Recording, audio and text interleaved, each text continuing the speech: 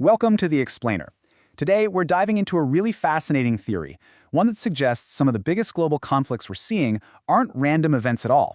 Instead, they might just be connected to a single high-stakes race for dominance.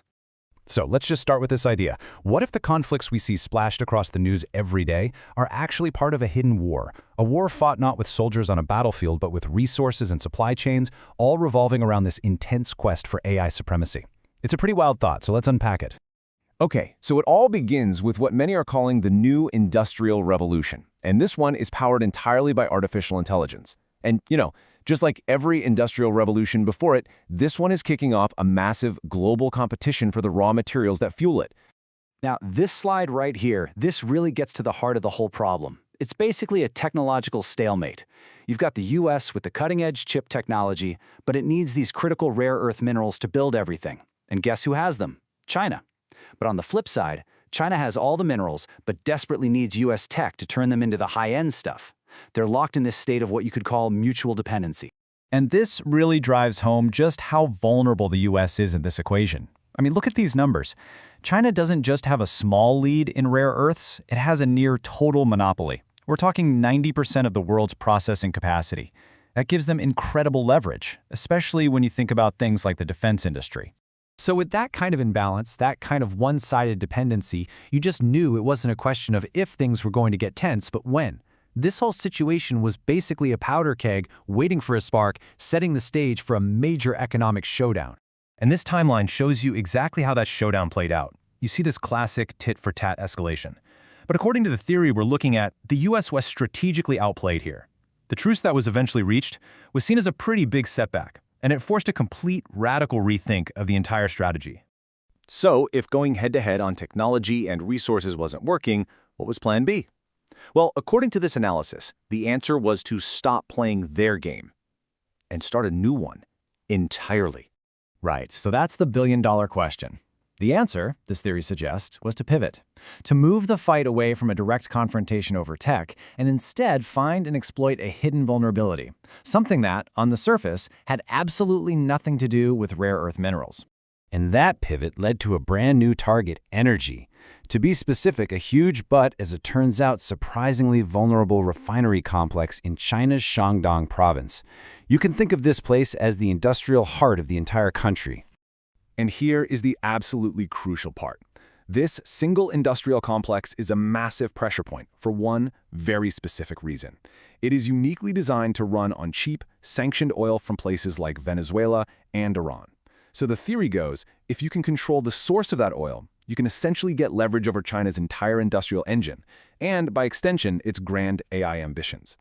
And this realization, this insight into this one critical weakness, allegedly kicked off a whole series of geopolitical moves, all designed to exploit it.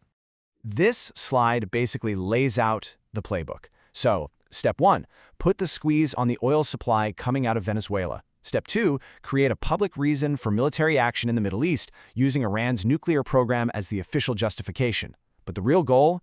To seize control of the Strait of Hormuz, which is the main artery for China's oil imports. 40%. That's how much of China's imported oil has to flow through the Straits of Hormuz. When you put the squeeze on a single choke point like that, you effectively have your hand on the throttle of China's entire technological future. And this is where the strategy gets really interesting, really clever. At the same time all this is happening, a plan was apparently put into motion to reactivate an old, dormant pipeline from back in the 1940s. The idea was to create a brand new energy route for allies, one that completely bypasses the now contested Strait of Hormuz. This little detail, highlighted in the analysis, points to a massive strategic win for US allies in the region. Think about it. It fundamentally reshapes the flow of energy across the Middle East, redirecting it toward friendly ports and really solidifying their strategic position. So, you've got all this geopolitical maneuvering happening. What did that actually do to the financial markets? And maybe more importantly, how did the story the public was being told differ from what was actually happening with the money? Well, there was a huge disconnect. The public narrative, the one you saw in the headlines, was all about fear and impending doom. Oil is going to surge to $200 a barrel, the economy's about to collapse.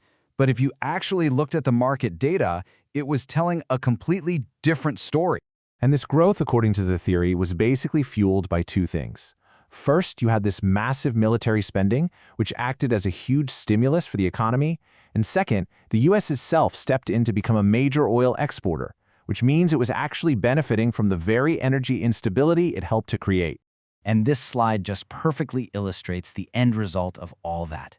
You've got this enormous gap between market reality, where the S&P 500 is chugging along just fine, and public perception, which was just driven to extreme lows by fear. It really makes you wonder, what was the real story here?